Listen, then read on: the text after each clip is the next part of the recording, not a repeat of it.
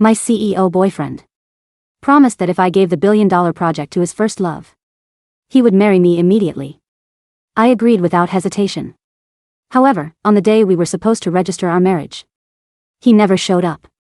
I called him 99 times, yet still could not reach him. Just as I was about to give up, his first love posted a photograph of the two of them, holding their marriage certificate. From school uniforms to wedding vows, our loves never changed. I silently liked the post. Suddenly, the boyfriend who had been missing all day finally called me. Whitney got into a car accident trying to save me and lost her memory. The doctor said, "We need to keep stimulating her memory so she can recover. Don't worry, once she gets better, we'll get married right away. You're the one I truly love." He did not know was that there was no future for us anymore. I was bound to a mission system. And the moment he failed to show up for our marriage registration, the system declared my mission a failure. I would be completely erased in 7 days. "Jake, who are you talking to? The ceremony is about to start." Just as I was about to hang up, a woman's voice came through the phone. "My boyfriend, Jake," replied. "A client.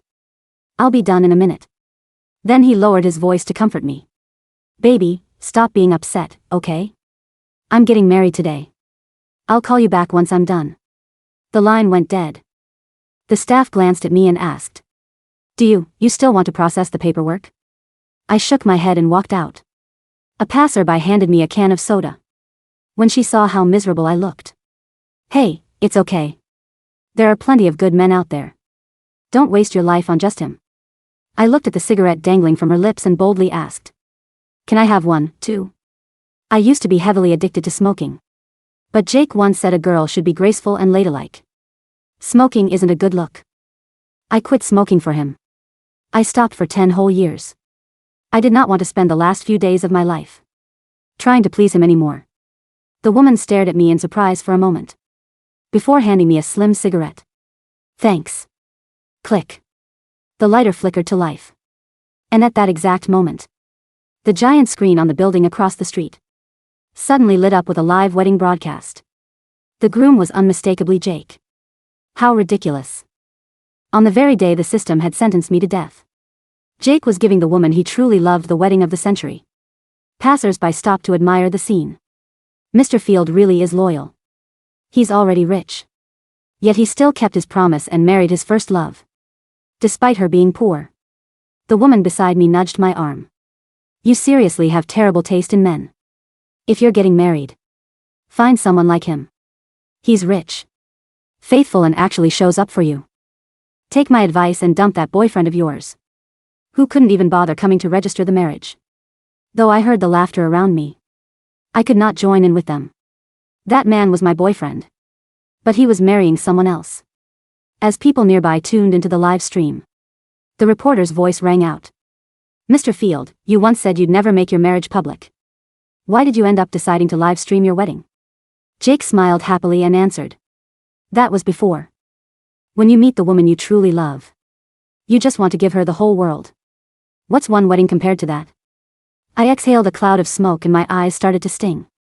This whole time, the reason he kept our relationship secret for 10 years was not work.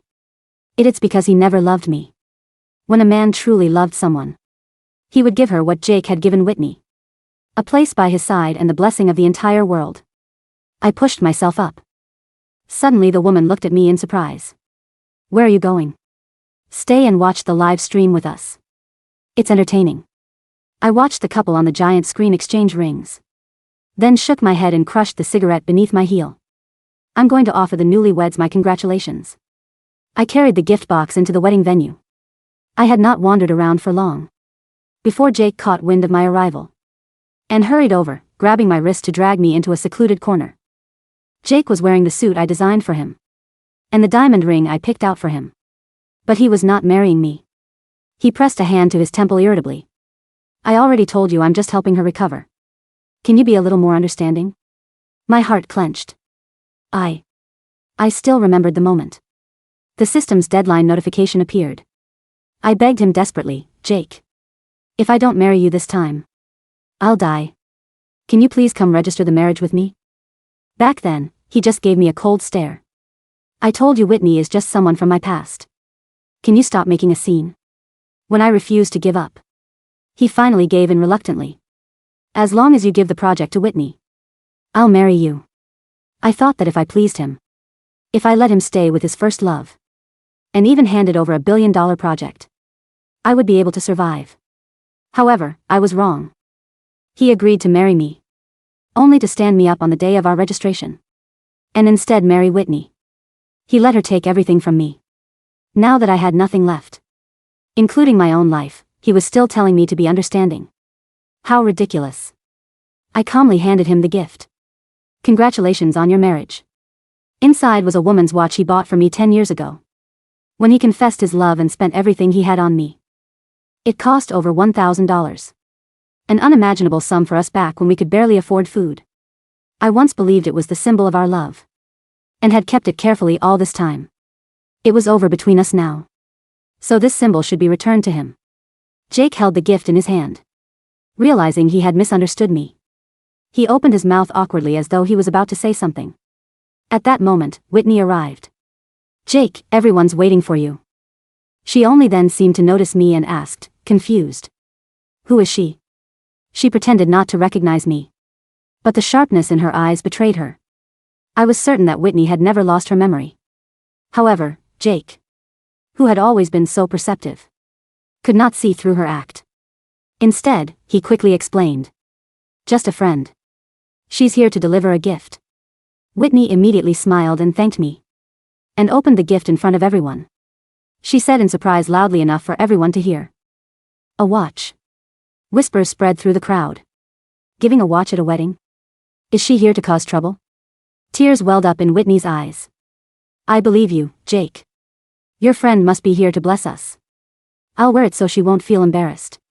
She put it on while crying. Jake shot me a reproachful glance and soothed her. If you don't like it, don't force yourself. However, she shook her head stubbornly. No. I have to wear it. It's from your friend. During their struggle, the watch slipped and shattered on the ground. Whitney acted like a naive child, pressing her hand directly onto the shattered glass. She cried out in pain, holding up a fingertip with a bead of blood on it. Jake's expression darkened when he saw this. He grabbed the watch strap and hurled it at me. I knew you came here with bad intentions. Guards. Kick her out. He called in an entire medical team to tend to her tiny wound, holding her finger like it was something precious. He pretended not to see how the watch cut my face. When he threw it at me, blood slid down my cheek. Yet I felt no pain. Miss Hoyles. Please get out. The same bodyguards who once protected me now lifted me to please their new master and threw me out. I collapsed onto the gravel path. My body ached as though every bone had shattered. I did not even try to get up. I just lay there staring at the sky. After a long while, my phone buzzed. Jake had wired me $100,000. Head to the hospital. If your face gets disfigured, I really won't want you anymore. I did not accept the money. I just forced myself up and threw the blood-stained, broken watch into the trash. It did not matter anymore. I just want to live for myself. For the last 7 days of my life, I stopped sending Jake good morning and good night texts, and I no longer replied to his messages. On the second day after my death sentence, I went to the bar he hated most. I smoked, drank and danced until dawn. On the third day, I sold all the gifts he had given me and donated the money to charity. On the fourth day, I burned all 30,000 photos we had taken together. The butler tried to persuade me. Mr. Field is just confused for a moment. He still loves you. You two built everything together and it wasn't easy. You should try to win him back before Whitney really takes your place. It started out as an ordinary man. The system tasked me with winning him over, so I stayed by his side while he built his business. I handled the hardest work and took on the most difficult projects. There were countless times when I drank so much with clients that I was hospitalized just to secure a deal. Jake wanted a reputation and the position of CEO. I gave him everything he wanted. When we finally made enough money to buy this villa, he cried and promised he would treat me well for the rest of his life. However, in the end, he was the one who ended my life. I shook my head and flicked my cigarette butt into the fire. Whitney was the one he truly loved. No matter how hard I tried to win him back, I would only humiliate myself. The butler heaved a sigh, but he still wanted to call Jake that night. When I came downstairs, Jake returned with a row of luxury watches for me to choose from. I misunderstood you that day. But if you hadn't shown up, Whitney wouldn't have been injured. Anyway, forget it. I broke your gift and I'm sorry. That watch was too cheap. Anyway, I'll buy you a better one. You actually benefited from all this. He joked like he always did, and reached out to touch the injury on my face. I dodged him. It was a gift that had once cost everything he had. But he no longer remembered its significance. Calling it cheap. Yes. He was right. The love he gave me had always been cheap. I was the fool who treasured it for so many years. Lay on the sofa and replied calmly. No need. Give the watches to Whitney instead. She's your wife after all. Jake hesitated for a moment as though he wanted to say something. At that moment, Whitney walked out of a room in her nightgown, deliberately showing off the watch on her wrist. No need. The watches Jake buys me are all worth hundreds of millions. And are one of a kind. I don't care for something so tacky. Jake raised an eyebrow but said nothing. Whitney let out an oops, lightly smacking herself on the mouth. Sorry, I'm too straightforward. I don't think. Before I speak. If I've offended you in any way, please forgive me. Jake said you're his senior who helped him a lot. So I should toast to you. I turned to look at Jake sharply. He once said this was our forever home. But now he had brought another woman into it. Sensing my reaction, he looked at me pleadingly. Hands pressed together, silently asking me to play along. However, I was no longer the obedient woman I used to be. I refused to endure this anger anymore. I raised my glass and clinked it into empty air. What a joke. You don't even have a brain. Silence. Whitney's face turned deathly pale instantly. The silence in the living room stretched so thin it felt as though the slightest breath would snap it. Whitney's face drained of color, turning a sickly, translucent white. Her hand, still raised in a mock toast, trembled. The glass of vintage wine she held wobbled, drops of dark red liquid spilling over her knuckles like fresh blood. Jake. Whitney's voice was a fragile, breathless quiver.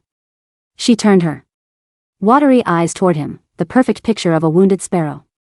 I only wanted to show my respect. I didn't mean to offend Miss Hoyles. If my presence here makes her uncomfortable, I can leave. I'll go back to the hospital. She made a show of turning around, her shoulders shaking with silent sobs.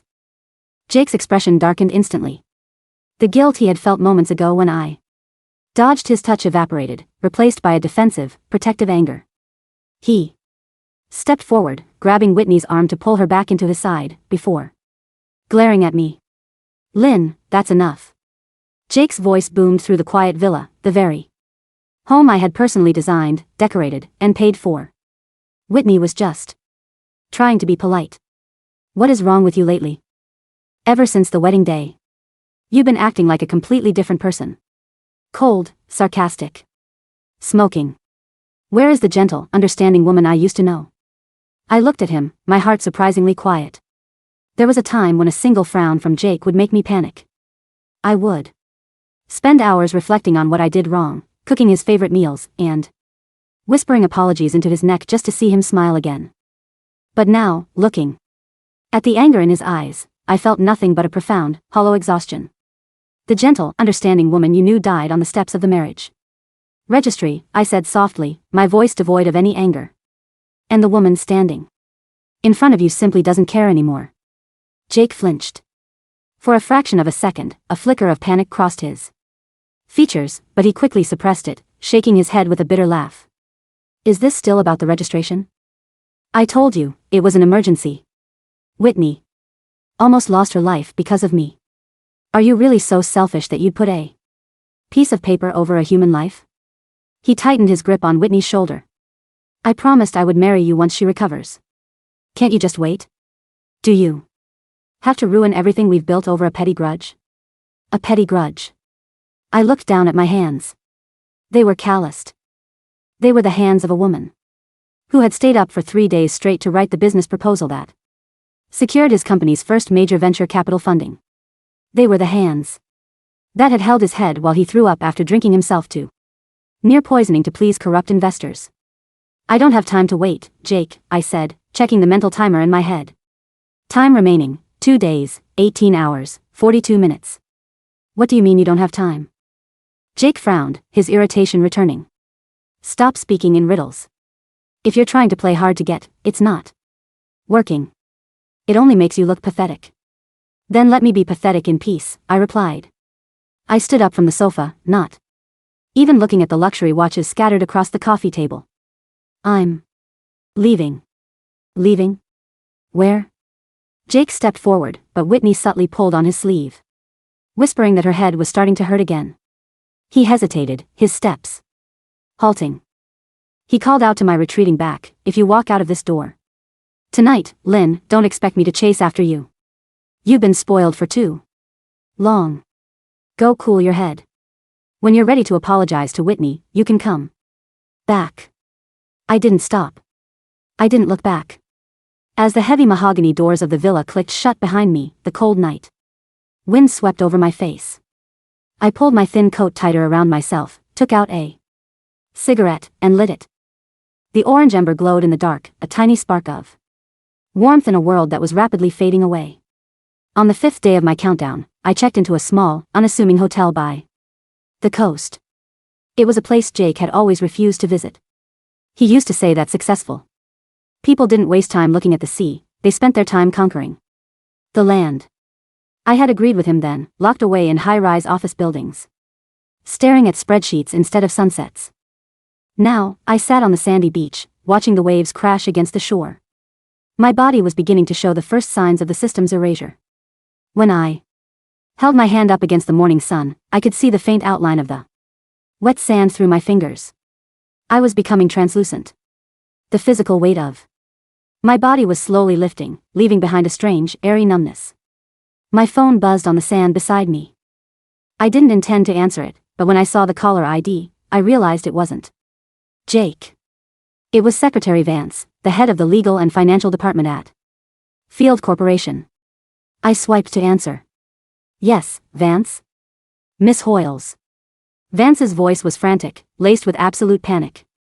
Oh, thank God you answered. I've been trying to reach you for 2 days. Where are you? You need to come to the office immediately. The field group is in chaos. I watched a seagull dip low over the water. What happened? It's the billion-dollar smart city project you handed over to Miss Whitney. Vance groaned, sounding on the verge of tears. She completely altered the core supply chain contracts. She signed with an unverified supplier from her hometown, some relative of hers, claiming it would save cost. But the supplier is a shell company. They took the $300 million upfront mobilization fund and vanished overnight. I let out a soft, dry laugh. And where is Jake? Mr. Field is furious, but he's trying to cover for her. He's trying to use the company's reserve emergency funds to plug the hole, but the board of directors found out. They are holding an emergency meeting right now. They are demanding to see you. They know you were the one who structured the original project. They want you to take over and fix this, or they're going to vote to remove Mr. Field as CEO. Tell them I've resigned, I said calmly. Resigned? Miss Hoyles, you can't. You built this company from the ground up. Without you, the board will tear Mr. Field to pieces. Miss Whitney is currently locked in the office crying, and Mr. Field is losing his mind. Please, just come back for 1 day. Just write a recovery proposal. Vance, I interrupted him, my voice as peaceful as the sea before me. I don't work there anymore. And soon, I won't be anywhere at all. Tell Jake to handle his own mess. He wanted to give his first love the world. Now he has to pay the price for it. Before Vance could say another word, I hung up. I took out the SIM card, tossed it into the ocean, and watched it sink beneath the waves. By the 6th day, the news of Field Corporation's impending collapse had made headlines. I sat in a small local diner, eating a bowl of warm seafood soup, something I had denied myself for years because Jake hated the smell of fish. On the television, mounted in the corner of the diner, a financial news broadcast was playing. Field Corporation's stock has plummeted by 40% in the last 48 hours. Following allegations of massive financial fraud and breach of trust. Newly Appointed project director Whitney Cole is reportedly under investigation for embezzlement, while CEO Jake Field faces a vote of no confidence from his board of directors. The screen flashed to a clip of Jake exiting the corporate headquarters. He looked nothing like the polished, confident billionaire who had stood on the grand stage at his live-streamed wedding. His hair was disheveled, his eyes bloodshot, and his suit, the one I had painstakingly designed for him, was wrinkled and stained. Reporters shoved microphones into his face. Mr. Field, is it true that your wife, Whitney Cole, had no prior business experience before being handed a billion-dollar project? Mr. Field, where is Lynn Hoyles? Is it true she has left the company? Jake looked into the camera, and for a moment, our eyes seemed to meet through the screen. There was a look of utter, desperate terror in his eyes. He didn't answer the reporters. He simply pushed through the crowd, got into his car, and drove away. As I finished my soup, I felt a sharp pain in my chest. Time remaining, 24 hours. I looked down at my legs. From the knees down, I was almost completely invisible. Now, I could still walk, but my footsteps left no marks on the dusty floor of the diner. When the waitress came to clear my bowl, she looked right through me for a second before shaking her head, confused. Strange, she muttered. I could have sworn someone was sitting here. She didn't even ask me to pay.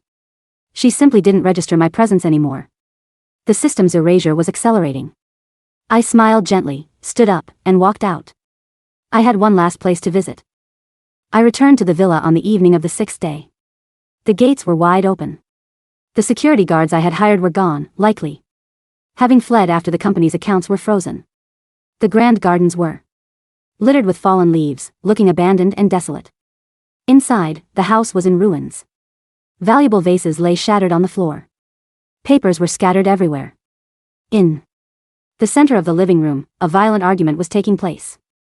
You lied to me. Jake's voice was raw, cracked with a mixture of rage and despair. He grabbed Whitney by her shoulders, shaking her violently. You told me you lost your memory. You told me you didn't know anything about the contract alterations. But the police just showed me the bank transfers. You sent that $300 million to an offshore account registered under your secret lover's name. You've been planning this the whole time. Whitney, no longer pretending to be the innocent, fragile girl, sneered as she slapped his hands away. So what if I did? She spat, her face twisted in malice. You think I actually loved you, Jake? 10 years ago, you were a penniless nobody. I dumped you because you were poor. Then, I saw you become a billionaire on the news, and I realized how much money I had missed out on. I knew you still had a soft spot for your first love, so I played along. It was so easy. A few tears, a fake car accident, a little pretend amnesia, and you handed me $1 billion project on a silver platter. She laughed, a harsh, grating sound that echoed through the empty house. And you want to talk about betrayal? What about Lynn? She gave you 10 years of her life. She built your company, she protected you, she loved you like a fool. And you stood her up on her wedding day to marry me. If you could betray a woman like her, why are you surprised that I betrayed you? Jake stumbled backward as if he had been struck. His face was entirely pale, his eyes wide with a horrifying realization. Lynn. He whispered, his voice trembling. Lynn loved me, she would never. Yes, she loved you, Whitney mocked, grabbing her designer coat and suitcase. But you threw her away. Now, your company is bankrupt, the police are on their way to arrest me, though they won't find me because I'm leaving the country tonight, and you have absolutely nothing left. Enjoy your ruin, Jake. She turned to leave, but as she reached the door, she froze. I was standing in the doorway. Whitney gasped, stepping back. How did you get in here? What is wrong with your body? Why do you look so? She didn't finish her sentence. Fear took over, and she pushed past me, running out into the night with her suitcases. I didn't bother to stop her. She was already flagged by the system and the police. Her fate was sealed. My only focus was the man standing in the middle of the ruined living room. Jake looked up. When he saw me, a spark of desperate hope ignited in his bloodshot eyes. Lynn. He ran toward me, his hands outstretched. Lynn, you're back. I was wrong. I was so blind. Whitney fooled me, she took everything. But you're here. You can fix this, right? You always fix things. We can start over. I'll divorce her tomorrow. I'll marry you. I'll give you the wedding of the century. I promise. He reached out to grab my hands, but his fingers passed right through my wrists. He froze. He looked down at his hands, then at mine. My hands were now semi-transparent, shimmering like morning mist. The light from the chandelier shone straight through my chest, casting no shadow on the floor. Behind me. What is this? Jake's voice dropped to a terrified whisper. He tried to grab my arm again, but his hands met only empty air. Lynn? Why can't I touch you? What's happening to you? I told you, Jake, I said, my voice sounding distant, like an echo from a long way off. If I didn't marry you, I would die. But you didn't believe me. No, that's impossible. He fell to his knees, desperately trying to scoop up my transparent feet, his tears spilling onto the hardwood floor. That's a lie. You're just trying to punish me. Please, Lynn, stop this trick. I'm sorry. I'll do anything. Just don't leave me. It's not a trick, I said, looking down at him. I felt no anger anymore. No hatred. Only a profound sense of relief. The system's voice echoed in my head. Mission failure countdown, 10, 9, 8. Jake, do you remember the watch? I asked softly. He looked up, his face drenched in tears. The watch? The one I bought you 10 years ago? Yes. It cost you everything you had back then. You went hungry for a week just to buy it for me. I loved that watch more than anything in the world because I thought it represented your heart. But when you became rich, you forgot. You thought love could be replaced with hundreds of millions of dollars. You thought my devotion was a given, something you could put on a shelf and return to whenever you pleased. 7, 6, 5. I didn't forget. Jake sobbed, reaching out, trying to hug my waist, but his arms only wrapped around himself. I remember. I still have it. Wait, no, I threw it away. I'm sorry. I'll find it. I'll dig through the trash, I'll repair it. It's too late, I said. My legs had completely vanished now. I was floating slightly above the floor, my upper body dissolving into countless tiny, glowing particles of gold light. I spent 10 years trying to save you, trying to build a life with you. But in the end, the person who killed me was you. I don't hate you, Jake. But I will never forgive you. 3, 2, 1. Lynn. Jake screamed, a sound of pure, agonizing torment that ripped from his chest. He lunged forward, throwing his entire body toward me in a desperate attempt to hold on to me. Mission failed. Commencing host erasure. All traces of host Lynn Hoyles are being deleted from the world. With a soft, rushing sound, my remaining form dissolved into a cloud of brilliant, golden dust. Jake crashed hard against the floor, his arms wrapping around nothing but empty air and a few drifting specks of light that quickly faded into the darkness. Lynn. He crawled around the floor, frantically scraping his hands against the wood, trying to gather the dust, but there was nothing left. The room was empty. The next morning, the sun rose over the city as it always did. Jake sat in the middle of the ruined villa, his eyes vacant, his clothes torn. He hadn't slept a wink. He sat there, staring at the empty space where I had disappeared. Suddenly, his phone, which had been discarded on the floor, began to ring. It was Vance. Jake picked it up with trembling hands, his voice hoarse. Lynn, is Lynn with you? There was a long pause on the other end of the line. Lynn? Vance's voice sounded incredibly confused. Who is Lynn, Mr. Field? Jake froze. What do you mean, who is Lynn? Lynn Hoyles. My partner. The woman who built the company with me. The one who was just at the office last week. Mr. Field, are you all right? Vance's voice was filled with deep concern. The stress must be getting to you. You built Field Corporation entirely on your own. There has never been anyone named Lynn Hoyles in our records. I've been the head of legal since day one, and I've never heard that name. No, you're lying. Jake screamed, throwing the phone against the wall. He ran to his study, tearing open the filing cabinets. He pulled out the company's founding documents, the tax records, the articles of incorporation. Where my signature should have been, there was only his name. He ran to the safe and pulled out his personal photo albums. He flipped through the pages frantically. The photos of our trips, our anniversaries, our hard days. At the start of the business, they were all there, but in every single photo, he was standing alone. The spaces where I should have been standing beside him, smiling, holding his hand, were completely empty. It was as if I had been cropped out by an invisible hand, leaving behind nothing but a blank background. He ran to the butler, who was packing his bags to leave. Tell me you remember Lynn. Jake begged, grabbing the old man's collar. She lived here. She burned the photos in the garden. She was here yesterday. The butler looked at him with pity and fear. Mr. Field, please let me go. You've lived in this villa alone for the last 5 years. There was never a miss. Lynn. I think you need to see a doctor. Jake let go of him, stumbling backward. The system had not just taken my life. It had erased me. To the rest of the world, Lynn Hoyles had never existed. The company he built, the wealth he acquired, the home he lived in, it was all attributed solely to him.